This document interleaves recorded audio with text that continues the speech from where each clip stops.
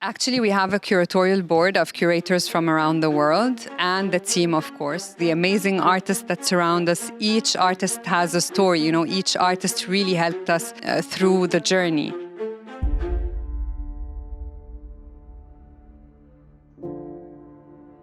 Welcome to a very special episode of Behind the Scoop, brought to you by Scoop Empire. I have a very special guest with me. I have Nadine Abdel Ghaffar. How are you, first of all? Good, thank you. Thank you very much for coming on the podcast. You're a very impressive woman, starting off. You have a very impressive CV while I was doing the research before the podcast. Like art consultant, multi-professional, multi-everything. I wanted to add visionary and a staunch patron of the arts to that CV, to be honest. What sparked your love for art to begin with? That's a very long story, actually. It started a very long time ago. I'm half French, half Egyptian, born in Alexandria. At that time, Alexandria was still a bit of a cosmopolitan city and a cultural city. My mom is an art collector, so I was kind of born and raised into a family of art lovers.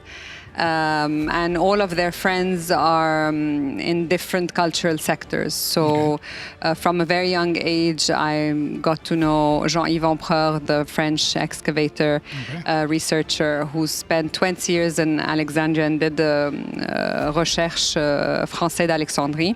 My mom would portray Egypt to her foreign friends, I think is what really...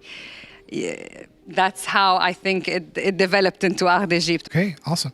Another thing that I've noticed that you like to surround yourself with amazing creative people.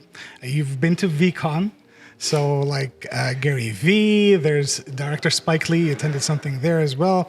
There's, I think his name is Keith Grossman from Times Magazine. So just a few names to drop here. Is there a lesson that you've learned from any of these three or anybody else? Look, I think what drives me more is experiences, is the journey, the amazing people we meet along the journey. I've met so many people through other people, so I owe it to everyone around us. Art d'Egypte is not ours. It really became... it's a group of co-creators, the collectors that believe in us, the amazing artists that surround us. Each artist has a story, each artist really helped us through the journey. And with regards, because I've looked at, you have with Art d'Egypte, several projects in several iconic places throughout Egypt. As the street, it's just to name a few. I know they're all your babies. Do you have a favorite? So I think I have two. Well, I can't say every year was a milestone. Okay. So the first year at the Egyptian Museum, I had no team. I was literally alone. And my first big supporter and brother was Sultan Al-Qasmi. He even had this title. He's like the one-woman army. Well deserved. And it really, it worked. And nobody believed me at the beginning. It was like this crazy idea of this girl saying she wants to put contemporary art juxtaposed with antiquities, and it actually worked and hit world news, and collectors came from around the world to see that. And year on year, the initiative grew.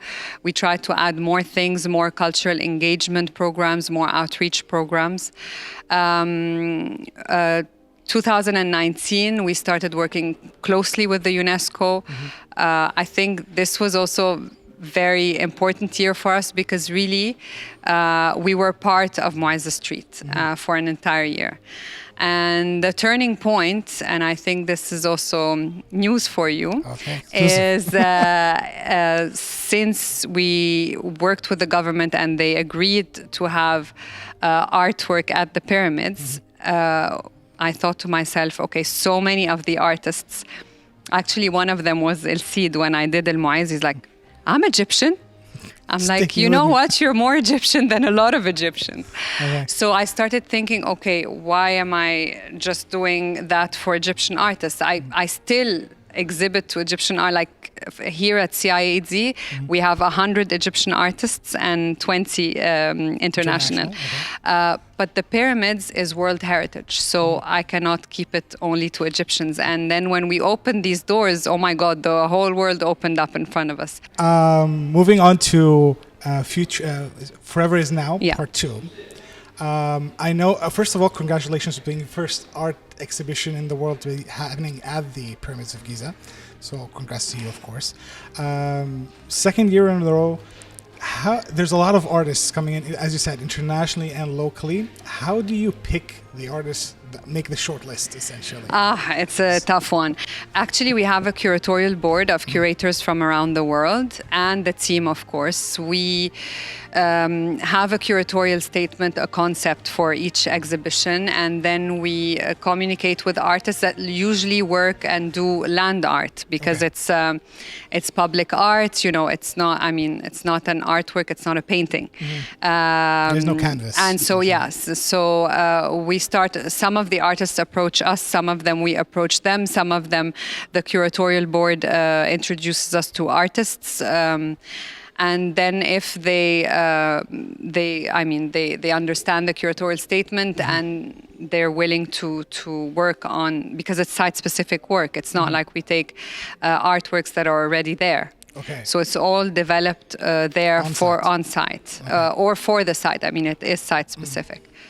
So, and yeah, that's how we reach. It takes 12 months of work. That was going to be my next question: is how do you handle the logistics nightmare that comes afterwards? Have the people that you've decided that are coming. Yeah. How do you handle that afterwards? I mean, there's so much, it's not easy. So one, we have the support of the Ministry of Antiquities. We have the support of the artists, because it's a tough one in Egypt. We have an amazing team. I mean, right now I just came from the pyramids. I was wearing my gilet and my side boots. So we have an amazing team of young people that are there at the pyramids every day. We have a team of workers. So we literally, it's like a working site, and it's like a construction site with cranes and forklifts and 150 workers. Yeah. I mean, there's the whole thing. I think the only thing left is the helmet. We do. We do, but like it's so hot that we take it off. So basically we work with the artists. They come up with their artist statements. They come up with the idea behind their artwork, the material. A lot of them started producing locally in Egypt. Some we ship from different parts of the world. So another thing that I wanted to point out with that as well is you're returning back to the pyramids. Are we going to see other ancient Egyptian sites in the future? Maybe Karnak Temple or something? Maybe. Who knows? Hush. Maybe. Maybe. I'm going to hold you to that, because I'm going to try and go. I think one of the most important questions about art Egypt in general, that it bridges the gap between people who can't or don't have the funds to create arts and essentially the audiences as well. And it's a very important one. So how do you do that process, and how can the community help them? Yeah, well, it's not an easy one, but I mean, I think we always find solutions. So in 2019, when I was faced with the challenge of Egyptian artists not really having funds, it's not like the rest of the world where you have different foundations where you can actually go with a project and ask for the production cost. It's quite difficult. So honestly, everyone comes to help. We started to talk to factories, and my late friend Ahmed Helmi was one of the first people. Adham Nadim from Nadim also started helping. So we started working with factories. So they created residency programs for the artists to develop the artworks. One last question that I think you're one of the perfect people to answer is, recently there has been like this strange rise to AI in digital art. Has that affected art in what you've been seeing from your end? Look, I must say I'm the type of person that I always like to venture in new things and take risks. So I cannot claim, that I am like 100% into that. Thanks to Maha Gaber and Gary V, we were invited to give a talk at the VCon with those amazing people, but I cannot claim to be an expert.